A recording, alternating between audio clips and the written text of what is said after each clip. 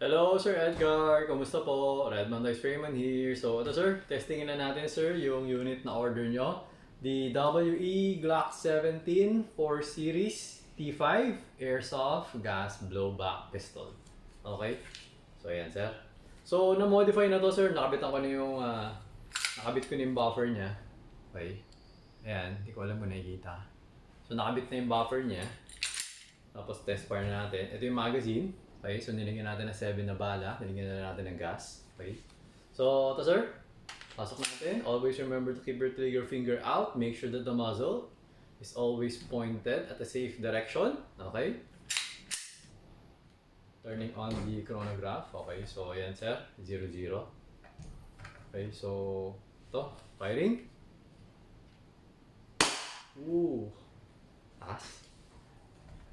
353. Okay.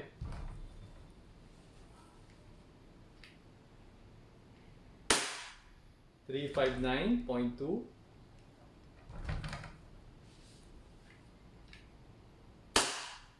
Tinamaan yung ano eh. Teka, isa pa. 347.1.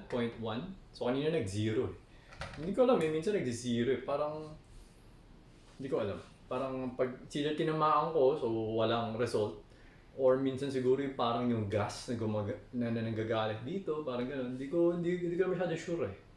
So, kailangan talaga gitnang-gitna yung ano ko eh. Yan, kailangan talaga yung gitnang-gitna ng sensor para walang error. Okay, yan, 356.8. 350. And I believe this is the last shot, no? 347.1. Okay? So, ayun sir. Nag-open chamber siya, removing the magazine. Ayun, wala nang bala. Okay? So ako, pwede mong i-click to, pero ako hindi ko siya ginagawa. Kasi nga mapupudpud yung kanal, hinihila ko na lang to. Then release. Then hammer down. Okay? Ngayon sir, ako hindi ko alam kung gusto mong gawin to. Pero kasi may mga pistol ko, meron ding buffer, no? Ngayon, meron akong ginagawa. Ang ginagawa ko kasi hindi ko hina-hammer down.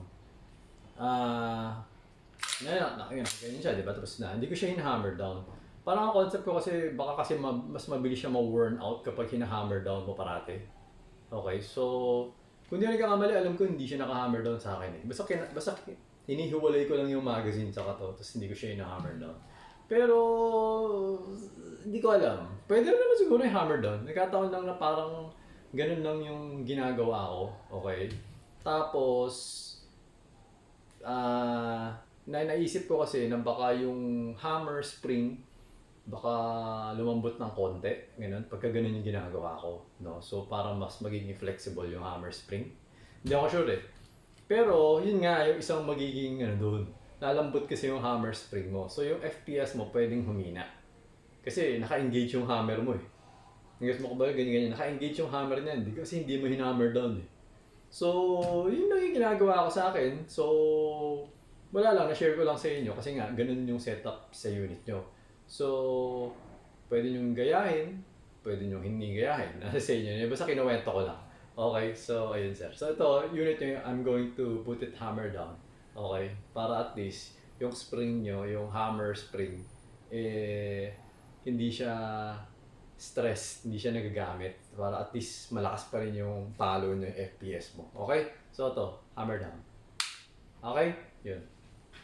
So, ayun sir, okay na itong unit nyo. So I'm going to pack it and then I'm going to bring it to the courier na tomorrow. Okay? So, ayun sir, thank you for your order. Until next transaction po, always remember to stay safe, stay great, be good, and be thankful always. God bless po sir. Bye-bye.